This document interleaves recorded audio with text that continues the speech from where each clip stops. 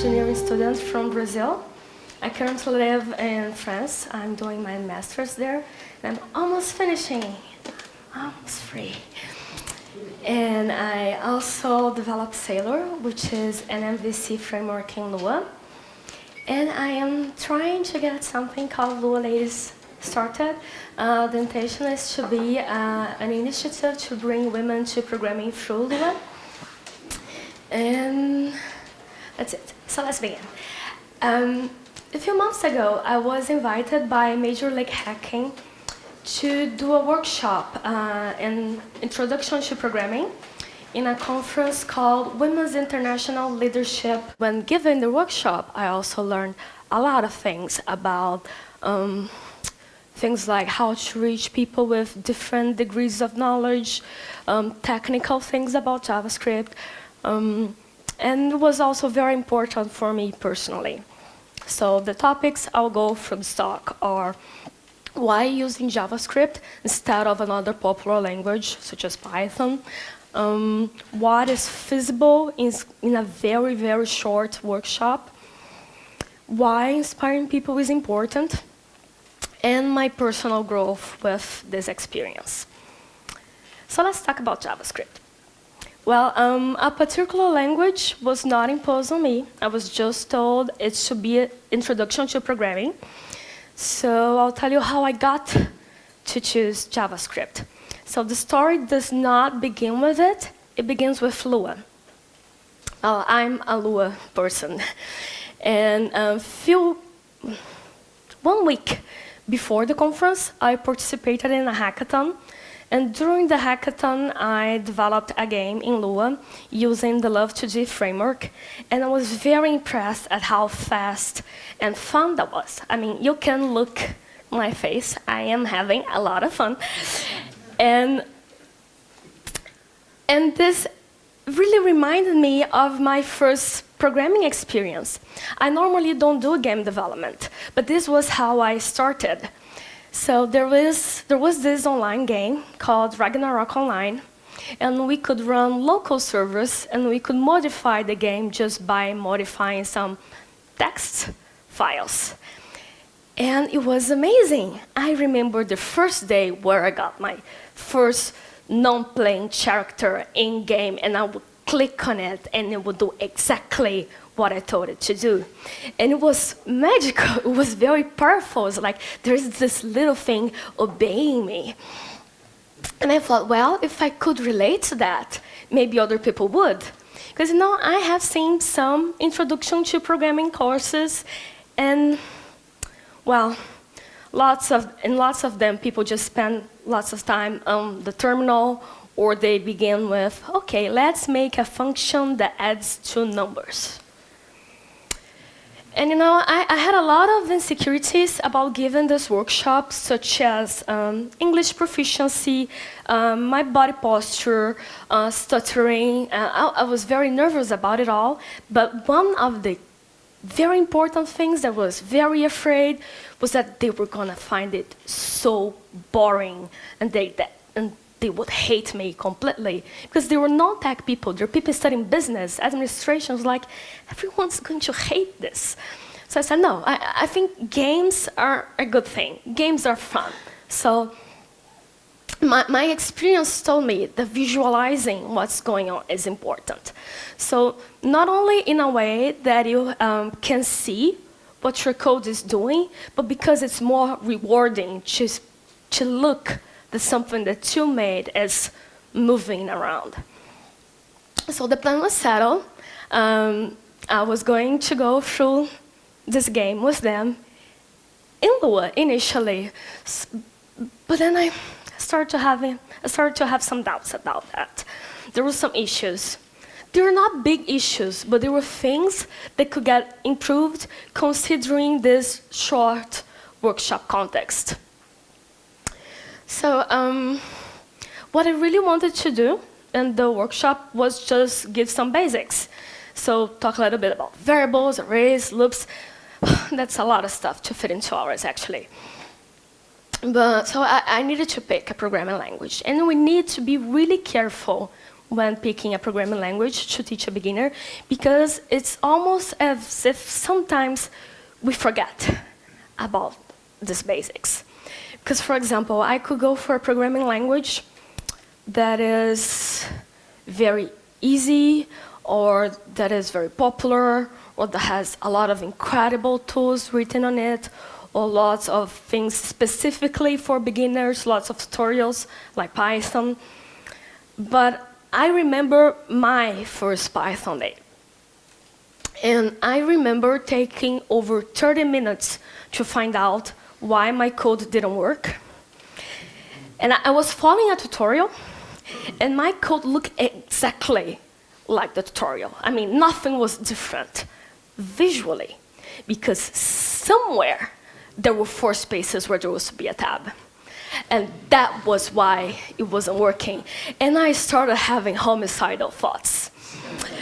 So I said, yeah, maybe not Python. Let's consider something else. So what about JavaScript? Well, JavaScript's kind of huge. You can do amazing things with JavaScript, but it can be a little complex and have some unexpected behaviors. By the way, if you haven't watched this talk, What? By Gary Bernhardt, do. It will be like the best minutes of your life. It's hilarious, it's amazing, do it. But, well, mostly I wasn't going to have to deal with that. What I needed was this. And chances are we weren't going to run through these problems during the workshop. So I was only going to use a subset of the language. I didn't need to use it all. So JavaScript met that, and there were other advantages. So one of those other advantages was that I was not going to give the workshop alone.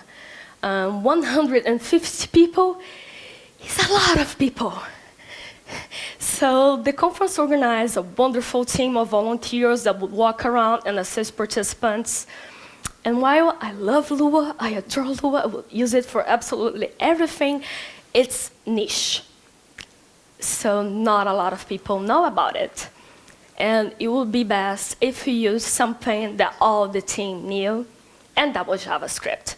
Everyone in the team knew about it enough to explain, to go through problems with the audience.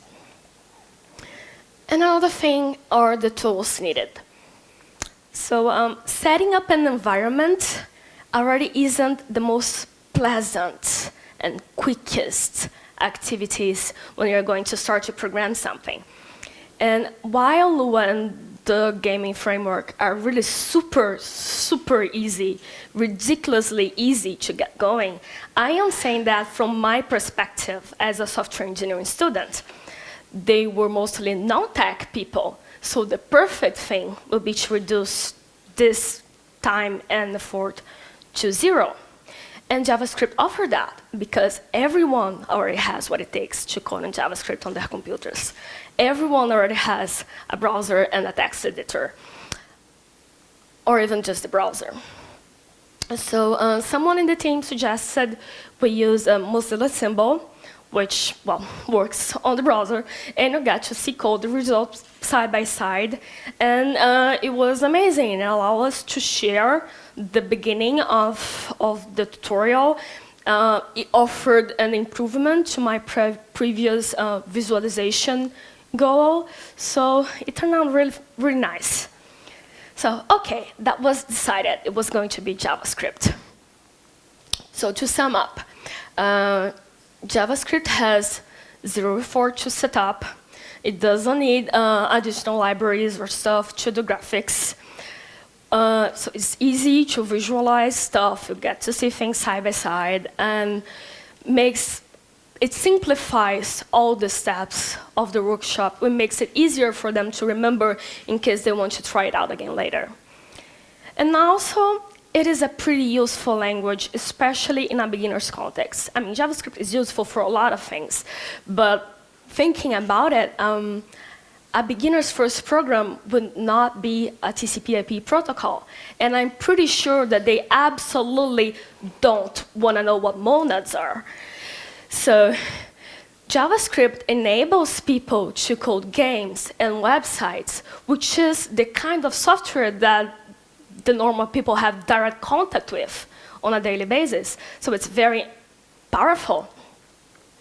So, okay, it's JavaScript. I ported the game from Lua to JavaScript. It was actually, I was surprised, it was a pleasant port. I found out I would probably use it again for the same purposes. And I started to plan the workshop. So the next thing was, okay, how am I going to make it fit in 2 hours? So I'm going to share some tips and tricks from my adventure with you. So my first advice is to have everything ready. Even if you're teaching something really easy that you can do with your hands tied, I really do not suggest improvising. The problem is not that if you make a mistake, you make a fool of yourself, and everyone will be like, oh my God, the teacher made a mistake. No, honestly, nobody cares. If you're given a workshop, if you're in the position of the person that is teaching, chances are you know more than them. You don't have to worry about that. They will wait for you. Everything's okay. The problem is, if you make a mistake, you lose time. And if you lose time, you take away from them the opportunity to learn something else they could have been learning during that moment. So yeah, let's have everything ready. Having that in mind, a skeleton code is very, very useful. Certainly, doing the whole game from scratch would teach them way more. They will learn like lots of things and maybe will make more sense in the end, but it's not feasible in 2 hours. It is impossible. Maybe if it was like a whole day or 2-day thing, I will go through everything from scratch, but in 2 hours, no. No way. Even with the skeleton code, sometimes I had to rush a little bit. So yeah, it is really useful. So what I did exactly was that I prepared the whole game, and then I removed some parts for them to fill and modify. So when I said, okay, this is a variable. This is what a variable does. Do you see this variable called scale over here that is being used to multiply by the height and width of all the images in the game? So this is called reference. So they could modify the stored value in the variable and see the whole game shrink or get larger. And when I would first say, hey, let's make the function that makes the duck move, and so on, then I told them what is a function. So every lesson of the programming I wanted to give them was a tiny little piece of the game. Also, this is something that sounds really silly, but it saves a lot of time compared to the effort that it takes. If you have any materials to download, to be accessed, have an easy, short, and pronounceable URL, because it saves a whole 5-10 minutes of them being clueless and asking each other, what's going on? How do I get started? What's happening? Yeah, this saves like up to 10 minutes. Really, really worth the effort. Also, well, give them time to do whatever they have to do, but be prepared to say, time's up, give the answer, and move on. Sometimes people will get stuck, but that's normal. You don't need to wait until everyone is done, or you have to rush everything that comes after that. Also, some people, they might not come with the good answer by themselves, but they will understand once you explain it. If you don't do that, you might lose someone. They'll be stuck in this one little thing, and they will try to solve that one little thing until the end of the workshop, and they will turn out like this. Very, very frustrated. And believe me, you don't want people to get out of your workshop frustrated. So give out the answers.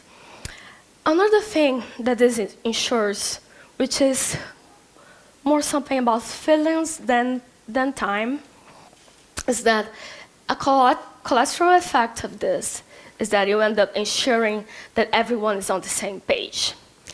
As someone that is constantly worrying if I'm behind the others or not, this is such a relief, because then you know everyone is just doing the same thing and on the same pace, and then you get the answer and move on, and everyone's doing the same thing. It is, for a participant, it feels very nice. Another thing is to leave the non-essential or the less essential for the end. It can happen that you prepared a wonderful workshop with lots of things and you planned it to the tiniest detail and you're very excited, and then something happens and you don't have time to go through everything. So in my case, for example, I wanted to teach the modular operator and some fun with logic by making the wings of the duck flap. I also plan to teach some flux control and some logic by killing the duck, because, well, you need to click, and need to know if the click is over the image, etc., and then remove the duck from the array, blah, blah, blah.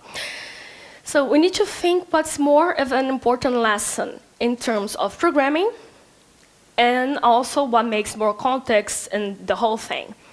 So, well, in my case, we were making a game, so I really wanted them to have a complete and playable game by the end. So the poor duck had to die. So I moved the wing flapping to the end, and it turned out to be a great idea, because we did run out of time and it did have to be cut off. The last thing before I move to the next topic, I'm giving a special attention to this because this is something I screwed up. So you are learning from my mistake, which is way better than learning from your own mistakes.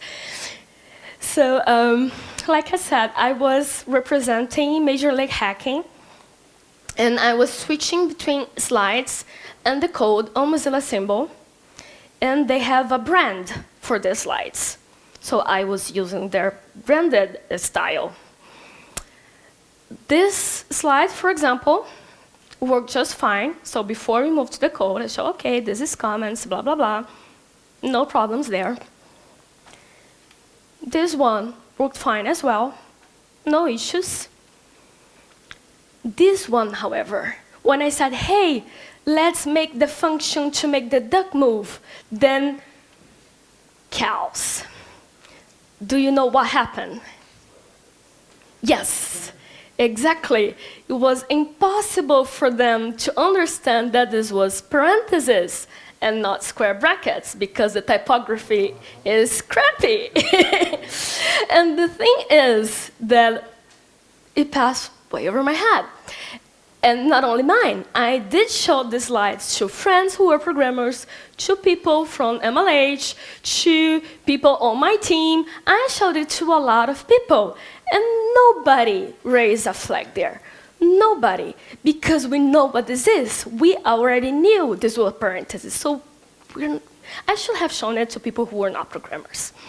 Actually, I thought they are not runs, they know the function, but I really thought that you weren't already. So, and as someone that gets specifically mad about this when others do this to me, so I am often complaining when professors do mathematical stuff with bad things on the whiteboard, I was very ashamed. I was really mad at myself. So yes, typography is very important. So I'll definitely take this as a lesson for the next time. Okay, so we got to the end of the workshop, and we had this awesome game with flying ducks that were actually moving and could be shot and killed. And this is amazing. This is huge progress for 2 hours of people that had no contact with programming before. It is really, really amazing. So I learned that newcomers can do way more than we imagine, and we should be doing this more often. Given that, however, teaching a practical skill alone is not enough. Inspiring is important too. Because I didn't just want them to arrive at the workshop, do their thing, and go away. I want them to like it and maybe do something with it later. And for that, they needed to feel some hype. They needed to, I wanted to encourage them and to really, so they could enjoy the technicality a little bit more. So, but how? How do you go from one step to another? How do you do this change? Well, there are many ways you can do that. This will vary a lot depending on the audience, but there are some basics. First thing, you can show them nice things they can build with what they're learning there. So just show nice projects they could do with the technology you are teaching. Another thing that you can do is show people just having fun with technology, so they can see that technology is magical and you can have fun and it's not just something boring for hipsters. You can also show stories of successful people doing things, people that did a project and then, I don't know, we went on Hacker News or whatever. So stories are really important. There is one key there. The thing is that the audience needs to identify with the stories you are telling them. So that's why I said that this will vary a lot depending on the audience that is participating. Because, for example, if you're giving a class to elders, you might have to tell them that computers are not just for young people, and so on. So one particular aspect of my workshop was that it was targeted at young women. And there are some particularities there for women in computer science. I really wanted to make sure I told them that computers and programming and this universe are indeed a place where women can be, which is something I am constantly not convinced myself. So I am not going into details, so I decided to illustrate it with my crappy drawing abilities. Please forgive me. But that one is me. More often than not, when I'm dealing with computers and programming and technology and this universe, I am the only woman in the room. It is not the case here today, but it happens really often. And this can be a lonely experience, because if we don't see others like us doing some things, it is hard to imagine ourselves doing those things. If you feel like you don't fit or belong, for whatever reasons, your satisfaction is bound to be lower, because not only it is human nature to want to belong, it is crucial for getting tenure. Katie Schroer. She's a research on career for Harvard, and they made a research on faculty members that single out that the most important thing for job satisfaction is, the most important deal breaker for not having a good job satisfaction is feeling like we don't belong. And I really wanted to show them that we do belong. We need to belong. So, well, it is complicated because you're often bombarded by images of successful males all the time.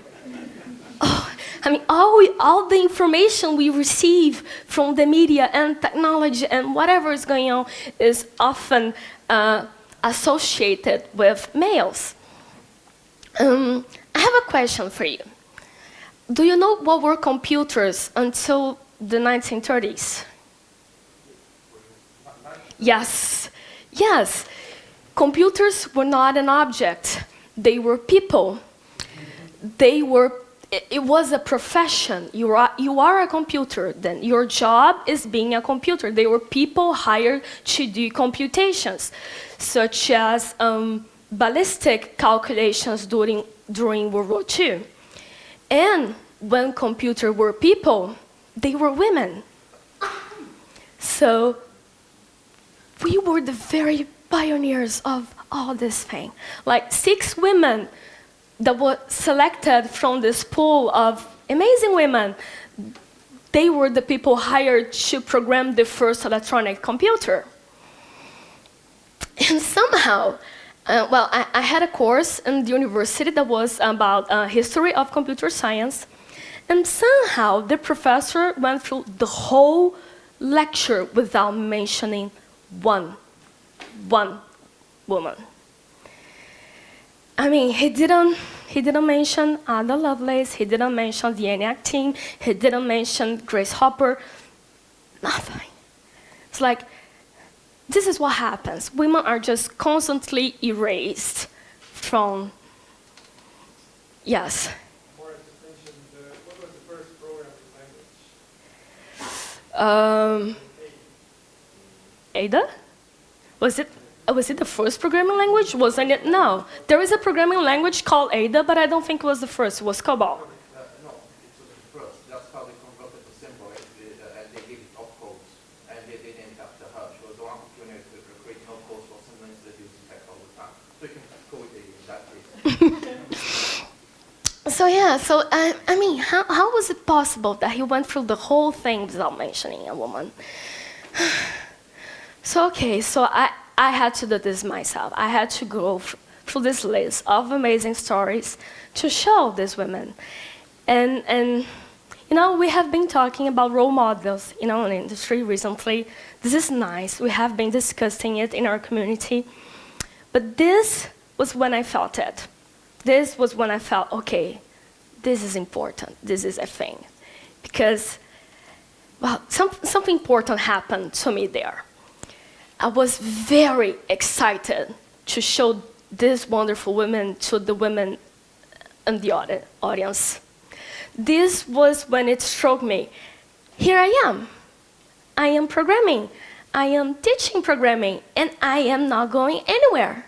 This is it. So I really needed that moment. I really needed going through this amazing list, and I don't know when I will ever stop needing that. And I hope it was as important to them as it was to me. I hope that they were curious when they first heard of those stories. And something else happened during the workshop. When I saw the audience, when I saw those 150 women excited with their ducks moving for the first time, for me, that was like, wow. I mean, look at her. She looks like she's enjoying it. and that was amazing, because not only they were doing the workshop, but they were making relevant questions. They were experimenting. They were making questions like, how do I make the duck go faster? I tried changing this thing over here, but it's not working. How can I do this? There were people that were putting like absurd numbers and having fun, like seeing the whole thing glitch. Those are my kind of people. And it was amazing. And it was just simply amazing. And I have no words to describe how much this was important to me and how this got like this ear-to-ear smile that made me decide that I should continue doing those things. So I have a message for you. If you forget like everything that I said during the rest of this talk, remember this. Teach people. It's amazing. Teach people. Especially if it relates to something you care about. Because it gets this feeling, we can do this. I mean, after the workshop, there was this woman that came to me, and she said, computers hate me. Everything I touch crashes. But my duck is flying, my game is working, and how can I do more of this? So I gave her links to things like Code Academy, etc. And it was really amazing. So do it. If you have any time to spare, teach people. It will be the most amazing thing of your life. So we are coming to the end of my talk. I know normally we don't dedicate talks, but I'd like to do this today. So I'd like to give a special thanks to Naomi, which made the link between MLH and the conference, the team of the conference, and the participants, of course, that changed my life. I'd like to thank Major League Hacking, who sent me there in the first place. I would like to thank Topconf for bringing me here today to share this story with you. I would like to thank Hisham. Hisham is a dear friend of mine. You may know him as the person who developed HTOP, and he's a pain in the ass. He's the person that bothers me every 5 minutes, telling me, go do stuff. You can do stuff, go do it. Like, have you seen this? Have you seen that? Have you programmed in this language before? Have you played with this tool before? Or he was the person that got me to apply to my first call for presentations ever. And I was like, it was really terrifying. He kept staring at me until I did it. And I got accepted, to my very much surprise. I didn't believe it, but he said, I knew it. So be this guy to someone. It's easy, just be a pain in the ass. I would also like to thank Simone and Anna. They are professors in my university, and they are ultimate rock star badasses, so they are really important figures to me. And I would like to thank you for coming here today. I hope you enjoy my talk. If you have any questions, you can shoot me down or hit me on Twitter later or send me an email. If you want, all the materials of the workshop are on my GitHub account, like everything. There's a complete code, the skeleton code, the slides. Just take it and use it if you want, as long as you can inspire more people. You don't even have to say, although that would be nice if you credit it to me, but you don't have to. Just take it and use it, and if you want. And, well, that's it. Thank you.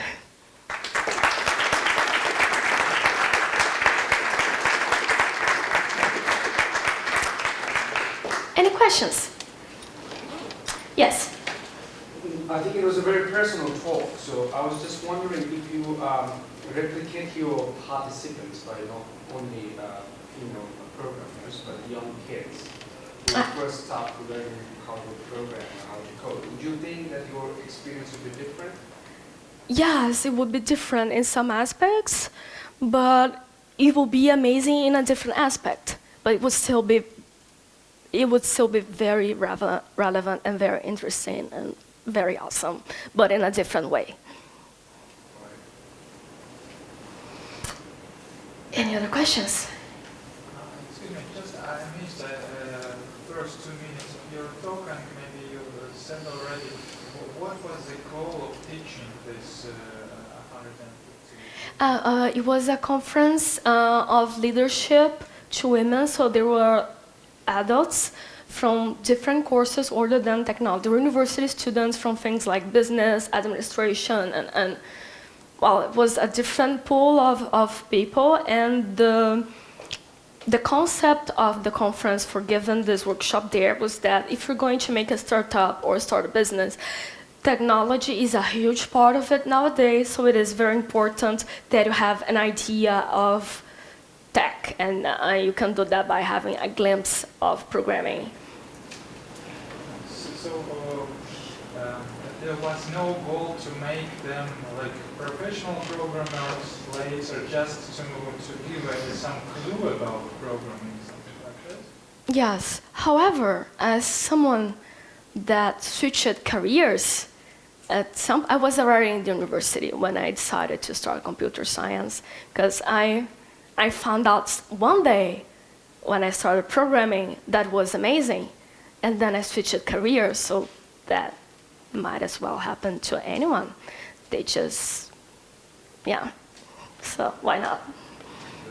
Do you know if any of participants continued to do something, learning more programming? Sorry? Do you know if any of participants of your this workshop continued to learn programming after that? There is one woman that sent me emails afterward, and we exchanged some messages about some resources she could go online.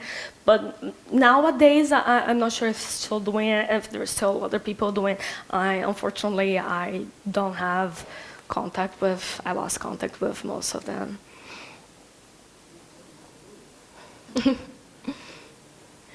But I hope some of they are, and I hope maybe one day someone will do just like me and come to tech.